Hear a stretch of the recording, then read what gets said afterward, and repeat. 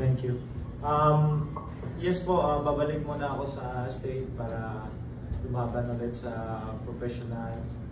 And sa ngayon din, wala pa naman din tournament yung amateur, and then yung preparation nila yung World Championship, second qualifying for Paris Olympics. So malaking bagay din para sa akin na bumalik muna ako sa pro para tuloy-tuloy yung training ko, yung syempre madagdagan yung experience ko, and alam din natin na may kontrata pa ako sa pro, so kailangan ko lumaban. So yun po yung plan, babalik ako sa US siguro. Kung maging maganda yung performance, knockout or ano yung safe, walang injury, siguro at least 2-5 before Olympics.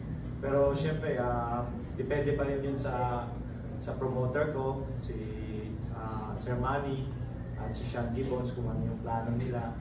So pero hopefully laban muna ako sa pro bago Olympics.